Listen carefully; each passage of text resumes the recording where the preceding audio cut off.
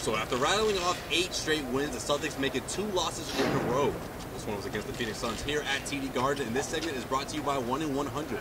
Head over to 1in100.co where you can score tickets to see the Patriots, the Bruins, and the Boston Celtics, including the big game against Giannis Antetokounmpo and the Bucks Friday night. Done.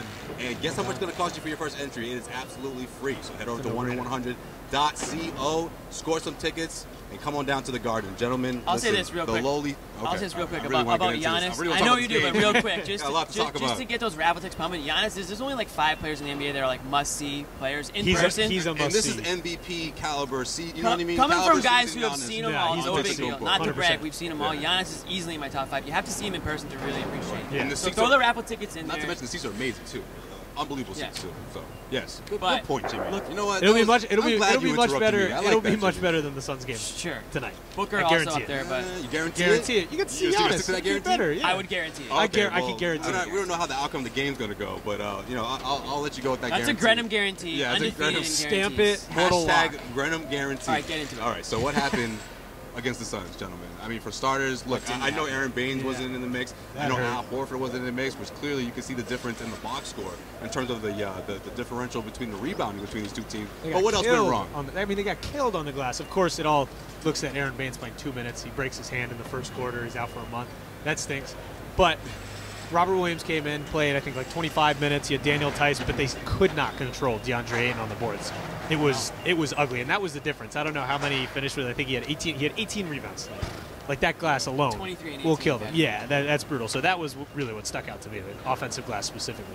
And when I look at those numbers like rebounds and stats like that, second chance points, things like that, I look at the effort. My favorite sabermetric stat is effort. That's my favorite sabermetric stat. And I feel like the Suns wanted it more. Hashtag wanted it more tonight. And that's super cliche. And I'm half joking when I say it, but it's kind of true. Like the Celtics, and it's not the first time we've seen them drop a game to a bad team. They've lost to the Knicks. They've lost to the Magic. They are having trouble, it feels like, sometimes getting up for games. Yeah. And in the past, and I think this is new for bad teams, because in the past they've been the underdogs. They've been the team that has had to really, they haven't really had to get themselves going because they've been the team that have been counted up. But now that's not the case. You got to get yourself going. You got to get up for these games because teams are getting up for you. So when I think about this game in a nutshell, I say, okay, Kyrie had some big shots tonight. Nobody else stands out to me. Right. Who else is going to step up for this team when Kyrie's doing his thing? And you've got to have that guy, that second and third guy. I mean, Tatum said what it did Hayward post-game. do tonight? Tatum said it. I was just going to say post-game. I mean, he was like, we got to have maximum effort at all times. We can't pick and choose when, because this is going to happen. They're going to lose to the Phoenix Kyrie Suns. said the same thing. And before the game, Brad Stevens was saying, hey, listen, this is a great team.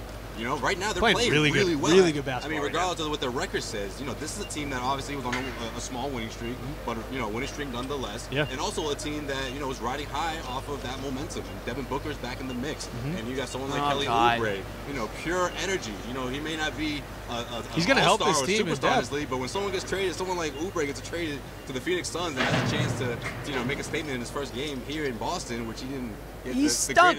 For the most part, he didn't do anything. He didn't stink. He had a dagger three at the end. He had a huge shot. He had a huge shot. I will give you that. But he shot 4 for 12. He brought a lot more energy off the bench than anyone on the Celtics did. I'll tell you that. Oh, no. See, that's what I mean. What he brought to the table was something you didn't see on the Celtics. But what I'm saying is that's invaluable. I'm not trying to trash on Oubre. He's a good player. Sound like you were. He had an average game tonight. My point is, that shouldn't be the reason why the Celtics who are supposed to be the top team in the East, this shouldn't be the reason why they lose to the Suns, who are the worst team in the West. Okay, well, here's another reason. There was a stretch, I want to say about 4 or 5 minute stretch throughout the fourth quarter that drove me crazy. Guys were running up the floor, chucking up shots, only going 5, 6 seconds, 7 seconds into the 24 second shot clock, and just wasn't coming up with anything. There was one sequence where Terry Rozier made back-to-back three-pointers, really got the crowd going, really got his team going, and then I said to myself, that's why they do it.